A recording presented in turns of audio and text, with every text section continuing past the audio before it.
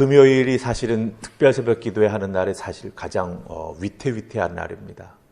월요일부터 시작해서 월, 화, 수, 목 잘 오시다가 금요일 날 좀 고비를 맞이하고 토요일 날은 잠깐 이렇게 풀어져 가지고 오히려 더 많이 못 나오시는 경험을 제가 지금까지 경험해 보면은 금토가 제일 위태해요. 오늘 참 많이 나오셨네요. 먼저 자기 자신에게 오늘 참 잘 나왔어. 한번 칭찬해 주십시다. 자, 시작. 오늘 참 잘 나왔어. 한번 따라하시죠. 내일도 꼭 나올 거야. 여러분 기억하세요. 왜? 금요일 날은 주말이잖아요. 그래서 우리가 살짝 풀어져요. 근데 내일까지 완주해야 됩니다. 그렇죠? 기억하시고 내일도 꼭 나올 거야. 기억하시기 바랍니다. 자, 9월 1일입니다. 8월달 끝나고 9월달 새 달이 시작됩니다. 새 달이 시작되면 여러분들도 생명의 삶, 8월호는 내려놓고 이제 9월호를 펴게 되죠. 9월을 생명의 삶을 탁 펴게 되면 여러분들 생명의 삶 언제나 보면은 그 포맷 안에 매달 동일하게 들어가는 게 있습니다. 그게 뭐냐면 한 눈으로 보는 성경이라고 하는 거예요. 네, 커버를 널치고 광고 나오는 거 2페이지 정도 이렇게 탁 넘기면 한 눈으로 보는 성경. 그래가지고 이번 달 9월 달에는 히브리서가 어떤 책인가라고 하는 걸 쫙 보여줍니다. 여러분들 생명의 삶을 보는 이유 중에 하나가 바로 이런 안목을 우리에게 주기 때문이에요. 간단하지만 하나님의 말씀 성경 한 권 한 권이 이런 의미를 담고 있구나라고 하는 걸 우리에게 아주 잘 설명해 줍니다. 그렇기 때문에 여러분들 새 달을 시작하실 때 꼭 이 한눈으로 보는 성경은 한번 읽어보시면 좋습니다. 그러면 내가 묵상에 나아가는데 선 이해가 생겨가지고 여러 가지 도움을 많이 받는다라고 하는 거예요. 이 9월달 생명의 삶 한눈으로 보는 성경을 보면 히브리서의 특징을 딱 한마디로 이야기해주고 있습니다. 뭔지 아십니까? 못못보다 우월하신 그리스도입니다. 못못보다 우월하신 그리스도. 비교급으로 해가지고 예수님은 이것보다도 우월하시다. 예수님은 천사보다 우월하다. 예수님은 모세보다 우월하다. 예수님은 여호수아보다 우월하다. 예수님은 인간 대제사장보다 우월하다. 그렇게 말해줍니다. 그래서 여러분들이 매일 이제 히브리서를 읽고 묵상에 나아가다 보면 여러분들 1장 4절 말씀 한번 보세요. 제일 앞부분 보면은 이 못못보다 우월하다. 비교급 말이 나와요. 그가 천사보다 훨씬 뛰어남은. 천사보다 훨씬 뛰어남은. 못못보다 우월하다. 이 표현이 나오는 거예요. 이런 표현을 계속해서 만나보게 된다라고 하는 거예요. 예수님을 이렇게 표현하고 있습니다. 못못보다 더 우월하신 예수님, 못못보다 더 뛰어나신 예수님. 모든 존재보다 우월하신 예수님을 계속해서 보여줍니다. 왜 그럴까요? 이유가 있을 거 아니에요. 왜 예수님을 천사보다 모세보다 여호수아보다 인간 대제사장보다 우월하다고 이야기할까요? 다 구약의 내용이에요. 여러분 잘 보셔야 돼요. 구약의 내용. 즉 이 히브리서를 쓴 저자가 예수님을 우월하다고 이렇게 말하는 데에는 이유가 있다라고 하는 거죠. 히브리서는 편지지 않습니까? 이 편지를 받아서 읽어야 될 수신자들 사이에는 특별히 이 수신자들은 유대인 크리스찬이라고 여겨집니다. 그런데 이 유대인 크리스찬들이 다시 유대교로 돌아가려고 하는, 때로는 이 복음에다가 율법이라고 하는 것들을, 그리고 자기들의 관습과 장로들의 유전을 덕지덕지 붙이려고 하는 시도가 계속해서 일어납니다. 우리가 사도행전에서 보았던 그 내용이 계속해서 일어나고 있다라고 하는 거예요. 한 번으로 끝난 게 아니라 계속해서 그런 시도가 있어 왔다라고 하는 겁니다. 그렇기 때문에 이 유대인 그리스도인들은 자기들이 하는 그런 시도를 합리화하기 위해서 어떻게 했는지 아십니까? 예수님의 신성을 부인하고 그저 예수님을 천사와 같은 존재로, 영적인 존재라고 하는 것은 인정을 하지만 하나님의 독생자 예수 그리스도 메시아라고 하는 것은 인정하지 않는 거예요. 갈수록 복음의 본질을 왜곡시키고 있다라고 하는 겁니다. 그렇기 때문에 이 히브리서를 쓴 기자는 그렇지 아니하다라고 하는 걸 주장하는 거예요. 천사보다, 모세보다, 여호수아보다, 인간 대제사장보다 우월하신 분이 예수 그리스도가 되신다.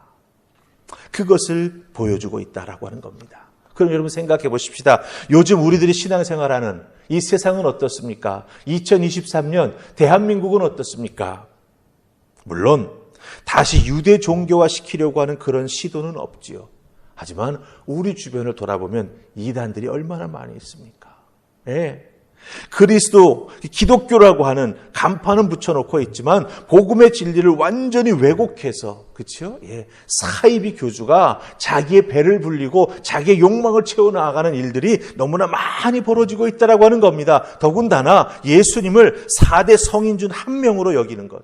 즉 4대 성인은 누구입니까? 예수님, 석가모니, 공자, 소크라테스. 그죠?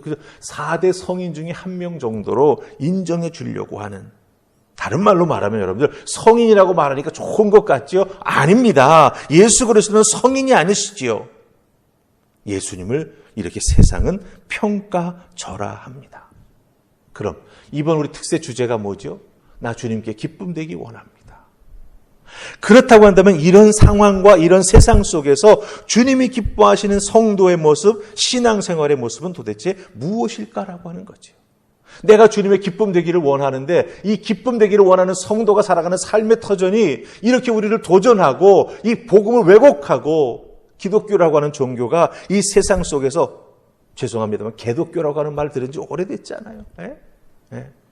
그럼 도대체 어떻게 믿어야 우리 주님을 기쁘시게 해드리는 성도의 믿음과 삶의 모습을 살아갈 수 있겠냐라고 하는 것입니다. 우리 3절 말씀 보십시다. 3절 말씀 다 찾으셨습니까? 우리 같이 읽습니다. 시작. 이는 하나님의 영광의 광채시요 그 본체의 형상이시라.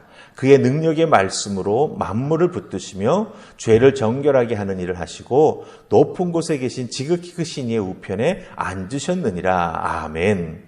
자, 이 3절은 예수님이 어떤 분인가라고 하는 걸 정확하게 우리에게 보여줍니다. 근데 이 한 절만 딸랑 가지고는 사실 이해하기가 쉽지가 않아요. 영광의 광채는 또 뭐지? 성경에서 영광의 광채라고 하는 건 무엇을 의미하지? 그것을 이해하기가 쉽지가 않습니다. 본체의 형상은 또 뭐야? 그러니까 말씀 한 절이 예수 그리스도가 어떤 분인지를 우리에게 잘 알려주지만 이 말씀 한 절을 알기 위해서는 이 말씀 한 절 속에 담겨져 있는 성경의 다른 부분들, 그렇죠? 예, 그 백그라운드를 잘 알아야 우리가 이 말씀을 잘 붙잡고 예수님을 바르게 이해하고 신앙생활을 제대로 해나갈 수 있다라고 하는 것입니다. 하지만 가장 중요한 본질, 이 3절의 본질은 뭔지 아십니까? 예수님은 인간의 형상을 이 땅에 하고 오셨지만 하나님의 영광의 광채시고 본체의 형상이시다. 즉 예수님은 인성도 있으시지만 신성도 있으시다라고 하는 걸 여기서 말해주고 있는 거예요. 그래서 인간인 우리가 얼마나 나약한 존재인지 예수님은 인간의 형상을 하고 오셔서 잘 아신다라고 하는 겁니다. 하지만 예수님께서는 우리에게 목자가 되어주셔서 우리를 푸른 초장 맑은 물가로 인도해 주시면서 우리가 잘못된 인도함을 받지 않아도 우리를 지켜주시고 우리를 보호해 주시고 하나님의 은혜의 장중에 붙잡혀 나아갈 수 있도록 우리를 언제나 이끌어 주시는, 영적으로 우리를 이끌어 주시고 영적으로 우리를 충만케 해주시는 바로 그런 예수 그리스도가 되신다라고 하는 걸 우리에게 알려주고 있다라고 하는 거예요. 이걸 알지 못하면 어떻게 됩니까? 신앙생활 바로 하지 못하게 되는 것이고 또한 자기 자신을 잘못 생각하는 거예요. 내가 이 정도면 잘 믿는 거지. 자기 자신을 과대평가하거나 교만하여지는 실수 속에 살아갈 수밖에 없는 우리가 된다라고 하는 거예요. 따라서 우리 주님이 기뻐하시는 우리들의 신앙생활의 모습은 무엇이냐? 예수 그리스도 우리 주님이 어떤 분이신지를 하나님 말씀을 통해서 바르게 잘 알고 그 안 바를, 내가 깨달은 바를, 예수님이 이런 분이시구나, 이런 분이신데 나를 찾아오셔서 이런 일을 행해 주셨구나, 그런 예수님께서 마지막으로 하나님 앞에 올라가시면서 이런 사명을 우리에게 맡겨주셨구나, 그걸 깨달아 알고 그것을 실천하며 살아가는 우리가 되어야 된다고 하는 거예요. 즉 여러분 잘 아셔야 됩니다. 우리 기독교 신앙에는 알미라고 하는 것, 뭔가를 알아야 된다라고 하는 부분이 분명히 있습니다. 그게 뭐예요? 말씀을 알아야지 어떻게 믿느냐라고 하는 방법도 나오고 잘 믿어야 됐다라고 하는 결론이 나오는 거예요. 이거를 붙잡지 못하면 우리는 늘 계속해서 방황할 수밖에 없어요. 그렇기 때문에 우리 주님이 기뻐하시는 신앙생활에 나아가기 위해서는 첫째는 말씀을 잘 알아야 됩니다. 그리고 여러분들 은혜 받았다라고 말하죠. 은혜 받았다라고 하는 게 도대체 뭐예요? 그 순간 예배드리는 순간 마음이 한번 울컹하는 거? 아니에요, 여러분들. 은혜 받았다라고 하는 건 그 주신 말씀에 내가 깨달음이 있었는데, 알게 된 부분이 있었는데 그것을 계속 지켜나가는 것. 그게 진정한 우리들의 은혜 생활이 된다라고 하는 것입니다. 그렇기 때문에 예수 그리스도를 주님으로 분명히 인격적으로 깊이 만나고 성령의 체험을 통해서 입술로 고백해 나아가면서 성경 속에서 우리에게 원하는 삶을 쭉 살아나가는 것. 그게 바로 우리 주님이 기뻐하시는 우리들의 신앙 모습이요, 삶의 모습이 된다라고 하는 거예요. 그렇기 때문에 여러분, 제가 가끔 말씀드리잖아요. 신앙은 교회에서 하는 게 아니에요. 제가 아직도 잊지 못하는 어느 여자 집사님의 고백이 있어요. 참 찬양도 잘하시고 교회 봉사도 잘하세요. 근데 가끔 그분이 꼭 이런 말씀을 하세요. 목사님, 제 신앙은 내수용이에요. 내수용이래. 아니 그럼 내수용인 반대가 뭐예요? 밖으로 보여지는 거 아니에요? 처음엔 이해가 안 됐어요. 왜 저렇게 자기를 낮추게 말씀하시나. 근데 자기 신앙생활에 이렇게 앞뒤가 다른 부분이 있다라고 하는 걸 그렇게 고백하시더라고요. 이렇게 찬양도 잘하고 봉사도 잘하는데요. 뒤로 돌아서면 아직도 내가 주님 앞에 부끄러운 부분이 많이 있습니다. 그래서 내수용이에요 라고 하는 말씀하시더라고요. 우리 신앙생활 내수용되면 안 됩니다, 여러분들. 안과 밖이 똑같아야 우리 주님이 기뻐하신다라고 하는 거 꼭 기억하시고 이번 세겹주 특별 새벽기도를 통해서 이런 신앙의 모습 만들어 가실 수 있기를 주님의 이름으로 축복합니다. 아멘. 자, 우리 한 절 더 보십시다. 9절 말씀 보십시다. 찾으셨습니까? 우리 같이 읽습니다. 시작. 주께서 의를 사랑하시고 불법을 미워하셨으니 그러므로 하나님 곧 우리 주의 하나님이 즐거움의 기름을 주께 부어 주를 중류들보다 뛰어나게 하셨도다 하였고. 아멘. 이 말씀 잘 보면은 여러분들, 예수님은 의를 사랑하고 불법을 미워하신다라고 말씀하십니다. 즉 하나님의 말씀 따라 살아가는 그 모습, 그게 의의 모습이죠. 하나님이 기뻐하시는 모습입니다. 그런데 불법은 뭡니까? 말씀을 거스리는 것, 말씀에 역행하는 삶을 살아가는 것, 그게 바로 불법입니다. 이걸 다른 말로 바꾸면 죄라고 이야기할 수 있죠. 죄의 뜻이 뭔지 아시죠, 여러분들? 화살을 쏘았는데 관역에 딱 맞추지 못하는 게 죄라고 하는 단어의 뜻이에요. 불법이라고 하는 게 뭡니까? 말씀을 거스리는 것, 말씀에 역행해 나아가는 것, 같은 의미가 된다라고 하는 거예요. 그렇기 때문에 예수 그리스도 믿고 구원받은 우리들은 이 구원받았다라고 하는 것 사실은 굉장히 중요한 신앙의 디딤돌이지 않습니까? 흔들리지 아니하는 가장 중요한 기초죠. 근데 이 구원받은 것 못지않게 중요한 것이 무엇입니까? 말씀을 따라 살아나가는 것. 믿는 대로 살아가는 우리들의 삶의 모습이 참 필요하다라고 하는 거예요. 이것을 우리 기독교 전통에서는 성화라고 이야기합니다. 성화. 영화는 하늘나라 가서 행하는 것이고 성화는 이 땅에서 구원받은 내가 아직 부족함이 참 많아요.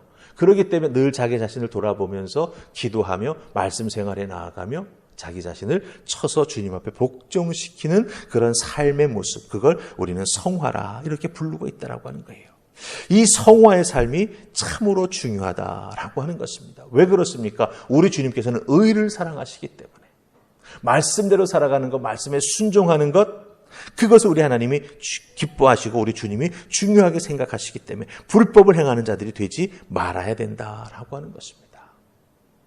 여러분 한 분 한 분이 이 말씀을 잘 붙잡으시기 바랍니다. 구원받았다고 끝이 아니에요. 천국 가는 그날까지 이 땅에서 우리가 뭘 해야 되는 거예요? 그럼 이 성화의 과정을 살아가야 된다라고 하는 거예요. 그러기 때문에 기도해야 되는 것이고, 그러기 때문에 말씀 읽고 묵상해서 나에게 적용해야 되는 것이고, 그러기 때문에 봉사하는 그런 나의 삶의 모습이 꼭 필요하다라고 하는 거예요. 이런 것들을 통해서 내 신앙을 돌아보고 주님 닮아 나아가는 믿음의 삶을 늘 지켜나가는 우리 모두가 될 수 있다라고 하는 것 꼭 기억하셔서 여러분들의 삶 한 면 한 면 나타나는 것마다 또 여러분의 마음속에 있는 생각과 소망마다 우리 주님을 기쁘시게 해드리는 그런 귀한 모습이 있기를 주님의 이름으로 축복합니다. 아멘. 우리 다 같이 기도하십시다. 우리 기도할 때 주님 정말 주님을 기쁘시게 해드리는 믿음의 삶 살아갈 수 있기를 간절히 소망합니다. 이 세상의 그 어느 것보다 주 예수 그리스도를 귀하게 여기게 하여 주시옵소서. 예수님을 귀하게 여기는 것은 말씀 따라 살아가는 것이고 말씀을 거스르는 삶을 내려놓는 것입니다. 어렵고 힘들지만 주님만 올바르게 따라 나아가는 우리 모두가 되게 하여 주시옵소서. 그리하여 정말 하나님께는 영광이 되고 이 땅에서는 예수 그리스도를 믿는 나의 삶의 모습이 천국이 어떤 것인지를 보여줄 수 있는 샘플과 같은 삶을 살아갈 수 있도록 주여 도우시고, 또한 나의 모습을 본 자들이 예수 그리스도를 믿겠다라고 우리들의 삶이 복음 증거의 메시지가 될 수 있도록 주여 도와주시옵소서. 우리 다 같이 한 1분 정도만 간절히 기도하고, 제가 기도하고 예배는 마치고 또 세겹줄 기도 짝들과 함께 기도하겠습니다. 우리 기도하십시다. 주님 고맙습니다. 오늘도 저희들을 주의 손으로 이렇게 부르셔서 아버지 앞에 또 하루에 이 세겹절 특별 새벽 기도를 올려드리게 해주시니 고맙습니다. 오늘 주신 말씀 잘 기억하게 하옵소서. 히브리서를 쓴 이 저자가 왜 예수님의 이 우월하심을 자꾸 비교하면서 강조하는지, 우리들도 예수 그리스도를 믿고 의지하며 따라가는 자들입니다. 예수 그리스도의 바른 모습을 이해할 수 있도록 주여 도우시고, 깨달은 바 예수 그리스도의 모습을 닮아가기 위해 이 땅에서 바른 믿음 생활에 나아가는, 바르게 알고 바르게 실천하며 바르게 순종하며 생활에 나아가는 우리 모두가 되게 하여 주시옵소서. 아버지께서 주신 한 말씀을 통해서 구체적으로 순종하며 구체적으로 준행해 나아가는 우리가 될 수 있도록 주여 도우시고, 예수님 닮아가는 모습 아버지 조금씩 만들어가는 우리 모두가 되게 하여 주시옵소서. 그래서 정말 주님 기뻐하시는 그 신앙생활에 나아가 우리 모두가 될 수 있기를 소망합니다. 주여 만져 주시옵소서. 도와 주시옵소서. 아멘 할렐루야. 아멘. 아버지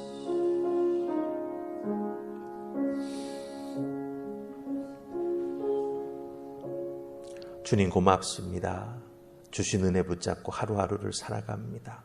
오늘도 히브리서 말씀을 통해서 예수 그리스도를 믿는 우리들이 어떤 신앙의 삶을 살아가야 우리 주님 기뻐하실지 깨달아 알게 해주시니 감사합니다. 말씀 잘 붙잡는 저희들, 말씀에 깨달은 바를 삶에서 꼭 실천해 나아가는 우리들, 그런 믿음의 모습이 있을 때 우리들의 인생은 성화의 모습이 나타나게 될 것이며, 또한 그 모습을 통해서 예수 그리스도 믿는 것이 어떤 것인지 세상 사람들에게 증거하는 삶을 살아가게 될 줄 믿습니다. 주여 도우시고, 오늘도 우리들의 삶의 자리에서 우리를 도우시는 우리 주님의 은혜를 더불어 정말 믿음으로 승리하며 살아가는 우리 모두가 되게 하여 주시옵소서. 감사하고 예수님 이름으로 기도하옵나이다. 아멘.